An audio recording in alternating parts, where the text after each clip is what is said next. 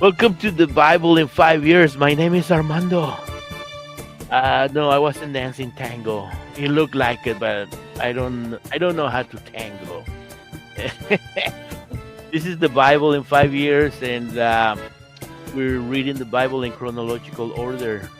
Let me change my music so we can do a reading of today. I love music. What can I say? Day 160, protection of property. Exodus chapter 22, from verse 1 on. A fine must be paid by anyone who steals an ox or sheep and then kills or sells it. For oxen, the fine is 5 oxen for each one stolen. For sheep, the fine is 4 sheep for each one stolen. If a thief is caught in the act of breaking into a house and is killed in the process, the person who killed the thief is not guilty. But if it happens in daylight, the one who killed the thief is guilty of murder. Wow. A thief who is caught must pay in full for everything that was stolen.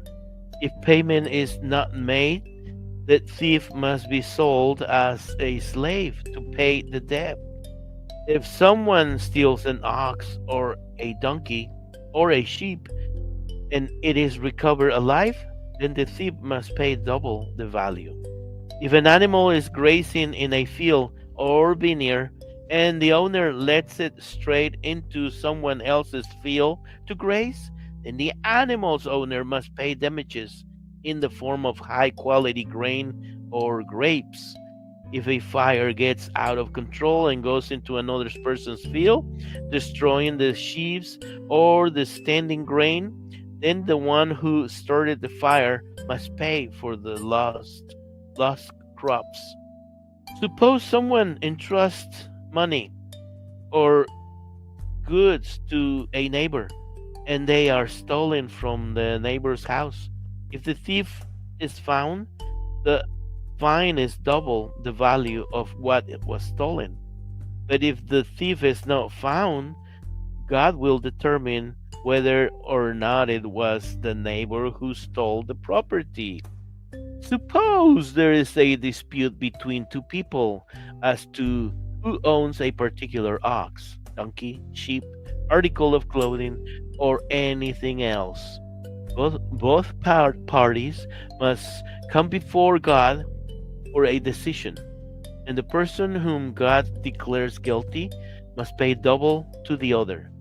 Now, suppose someone asks a neighbor to care for a donkey, ox, sheep, or any other animal, but it dies or is injured or gets away, and there is no eyewitness to report just what happened.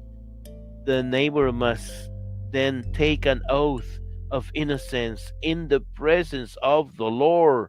The owner must accept the neighbor's word, and no payment will be required. But if the animal or property was stolen, payment must be made to the owner. If it was attacked by a wild animal, the carcass must be shown as evidence, and no payment will be required. If someone borrows an animal from a neighbor and it is injured or killed, and if the owner was not there at the time, the person who borrowed it must pay for it. But if the owner is there, no payment is required. And no payment is required if the animal was rented, because this loss was covered by the rental fee. Oh my gosh. I didn't know they had stuff like that back then. That you could rent animals. I thought it was a thing from the 19th century, the 20th century. I guess not, huh? Anyways, I'm learning something. This is the Bible in 5 years, and we're reading the Bible in chronological order. It'll take us more than a year and a half to do so.